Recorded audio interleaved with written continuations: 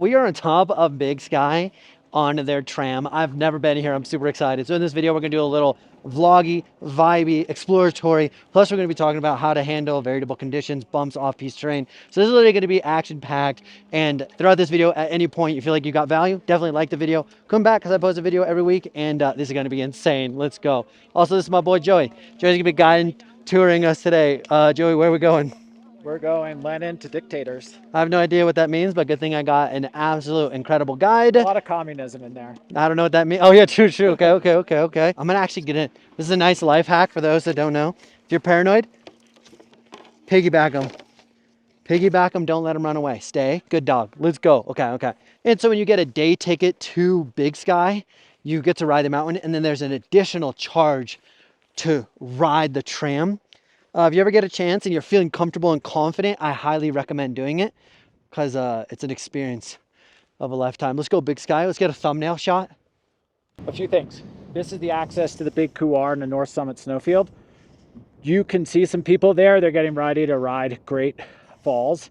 North Summit snowfield's farther to the right. We can't actually see it from here, but I'll show it to you from a different angle later. Okay. Some people ski those features out there on the looker's left beyond. Oh, what's cool about Joey is he geeks out on all the names, the trails, the logistics of everything.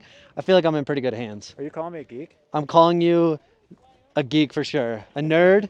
I love it. But that's why you're here too, because you like to nerd out about snowboarding. So, okay, let's strap in. Let's get some turns. Let's do it. We're checking the snow conditions really to know how much grip we have, especially as it gets really steep. We're evaluating the conditions, and is there hidden icy spots that could give us an indication that down below is going to be a little treacherous. But so far, it's afternoon snow with a little bit of soft texture, allowing us to get a bit of extra grip, more friction, more grip, more control, less dying. So he was saying that this is all Yellowstone behind me, and that's Yellowstone Club Resort right there. I don't know if you've ever heard of it. It sounds pretty fancy, but I've never been there. Let's go. It's also a good opportunity to work on your really quick turns and how confident and committed you are to your turns, especially as it gets steep. Can you make turns while being in control? Boom, immediately take a heel side turn, toe side turn, being able to control it and knowing that I'm confident. Going into steep stuff, not a bad idea to make sure you're warmed up. Also, when riding variable terrain, you're gonna notice that I sink my belly button down a lot lower so that I have the ability to absorb and flex and extend my ankle, knees, and hips. Allows me to stay in contact with the snow. If I'm really stiff and rigid, I'm gonna bounce and have less control. Just to like BTW there, because you know, the point of this channel is to make you as awesome as possible at snowboarding. So belly button lower, it is gonna fatigue and burn your legs a little bit more, but honestly, it's worth it just so that you're in a ready position at any given time. Got a little too close, was able to slam on my brakes, and Joey's scouting out all these rocks. Can you see all this debris down below? This looks pretty treacherous. You might be wrecking a board or two. I'm gonna do my best to navigate through it. Navigate, ollie, jump. Not bad. Not bad. Now we got a snowboarder's favorite thing, a traverse. Let's go. I don't know the exact pitch of this, but there's a couple of people above us, so I definitely want to watch out for that. And then you can see all the snow is absolutely tumbling down. So we got to be careful. And then, like I said, we got to make quick turns. So I'm going to demonstrate some beautiful steep turns, especially in variable off-piste terrain. And it's a little soft here, so make a turn. One tactic is, notice I made a turn and I kind of traverse, manage my speed, traverse, make a turn, manage my speed. That is 100% one way to do that so that you're not just side slipping down. Look at this commitment of these turns. The other option, make a turn, slam on the brakes, make a turn, slam on the brakes, make a turn. Now when I am turning, I am trying to do knee steering as much as possible, which means I have 60% of my weight over my lead foot, and I'm trying to get the board to help make that really quick turn. If I were to point my board straight down the mountain right now, I'm gonna go 100 miles an hour, blow up and die, and it's not gonna be that sick. So if you can do knee steering, oh, this becomes a playground. Better knee steering, better turns, we could absolutely have a good time. But I'm gonna say the snow conditions are so good. It has a little bit of give to it, which allows me to sink in a little bit more. Oh my God, this is so good. Woo! This isn't even the steep, gnarliest stuff here, but it is absolutely incredible. One thing I did do is I did stop out of the main path. So if somebody were to crash, tumble down, I'm out of the way. Safety on stuff like this is definitely a concern. And in this channel, with this channel, we do talk about safety a little bit, but not a lot of it. So one thing to consider: short radius, turns, skidded, and being able to actually stop in places that are relatively safe. And then I got my boy Joey in the background. Looks like he's trying to eye up. What do we oh, I don't want to break his focus, but I'm gonna go chase the boy down. Look uphill, spot around, scoping it out. Holy cow. Now I've never done this. I've never been here before. So all of this is firsthand experience. First time doing it. Turn. Oh, now I'm gonna give Joey a little bit of space just to make sure that if I tumble or anything that I don't crush him. And he's making some really good turns. As you can see here, weight over the front foot. And then he's making those traverse turns, quick turns. So good job, Joey. Let's go. Joey's the homie. This is so cool.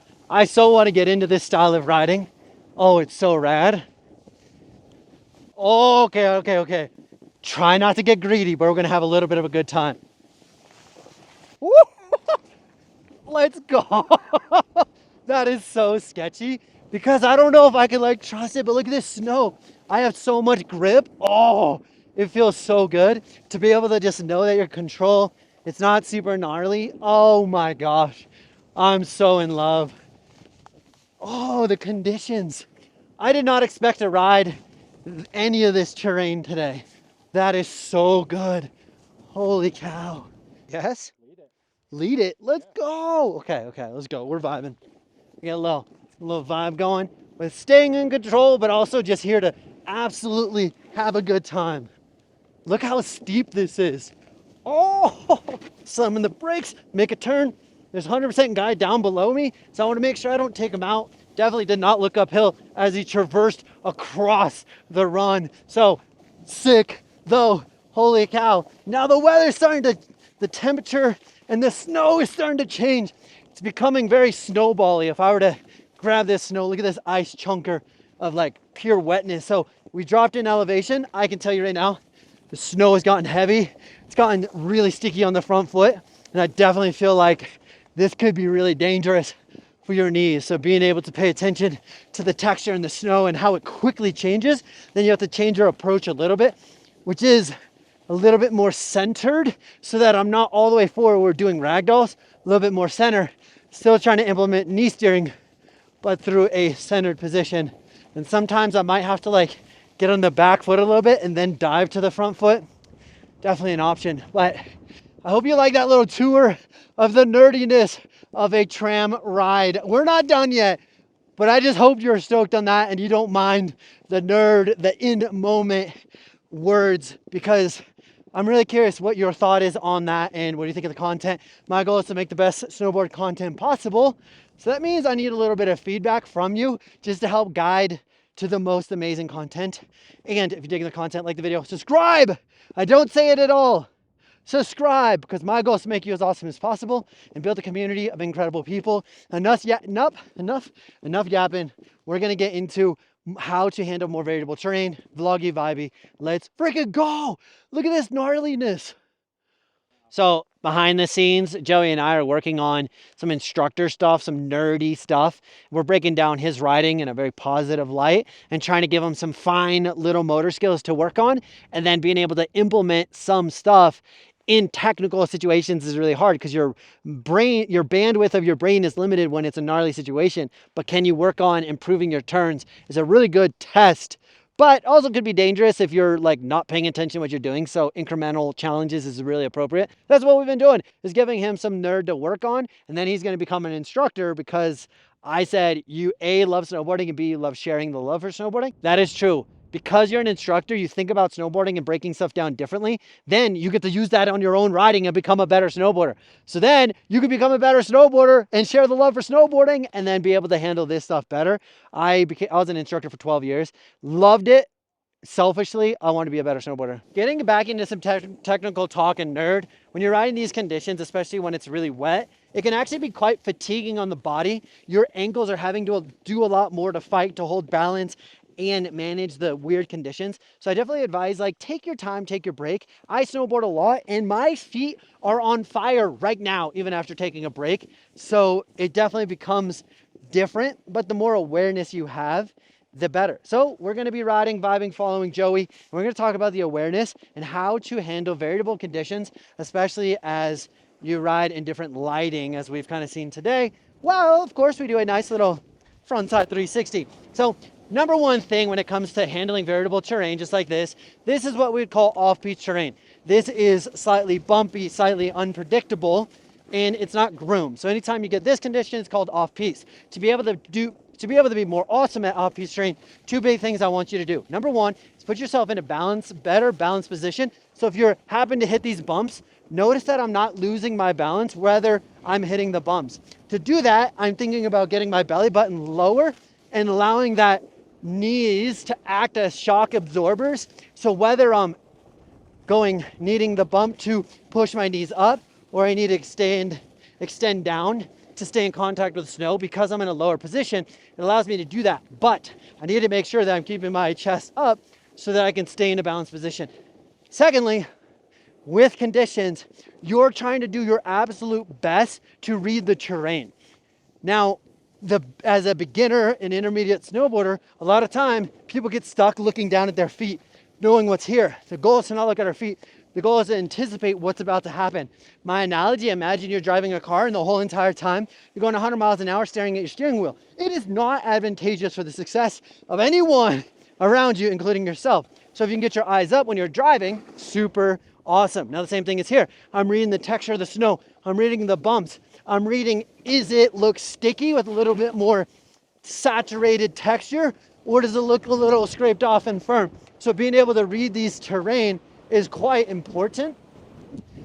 And part of that is being able to be in a good body position to look up and read the terrain. And obviously, the more you snowboard, the more terrain, more experience you have, the better and easier it is to read the terrain. Now we just rode, now when it comes to like bumpy and off-piste terrain, one thing that absolutely makes like such a significant difference is getting my knees to act as shock absorbers and allow them to flex and extend. If I'm very tall and very rigid, I'm gonna act as a very bad suspension, meaning I'm just gonna get bucked around.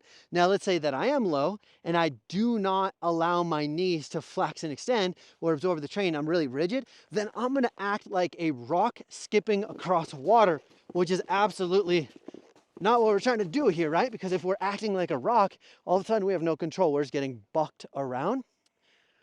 So that is the goal. All right, we're gonna do a little party lap.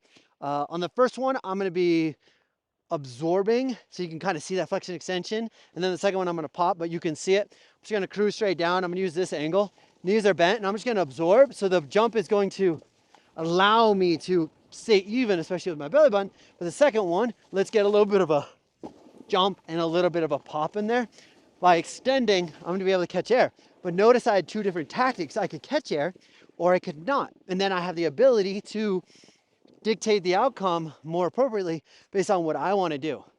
Everything that we just talked about does play a part in the park, but park also is a good amplifier of those body positions and those things. So not to get super freestyle nerdy, but if you want me to do any freestyle breakdown stuff, definitely let me know, because I personally love park and would love to do that, but I don't want to make it if it's L-A-M-E. Hello, good sir. So we're gonna go hit some jumps. Looks like a double jump here. Probably not gonna do anything cool, but we're gonna do just a little vibey session here. Frontside 360.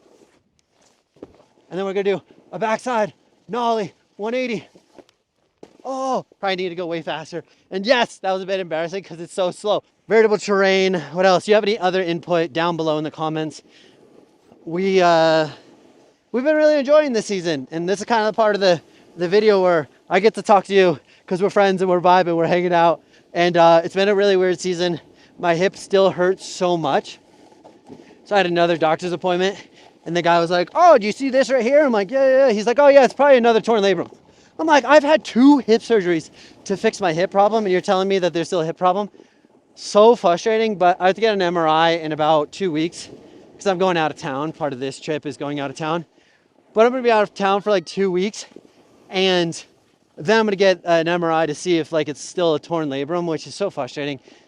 I can't express like how annoying that is to be able to have a torn labrum, and all I want to do is like feel good, snowboard. Like I barely snowboard these days because it just hurts all the time. And not to be a sob story, I just am. I just like it destroys me because I just want to have a good day, put out more content, put out good vibes, and like I just feel like it's kind of a sucker. Also, I was watching some. Here's a separate story. I got a comment on Instagram, and I forget who it is. They're like, oh, your shoulder isn't pointing into the direction you're going. I'm like, you're totally right. When I'm holding this camera, it's totally making me want to talk to you like this. But theoretically, when I'm trying to snowboard, I should have that shoulder in a better body position. So I'm definitely going to say, like, I've put myself in a bad demonstration. So what the heck am I doing? But if you're digging this style of content, let me know by like the video, share this with a friend. And I post videos once a week. So make sure you subscribe. Let's go.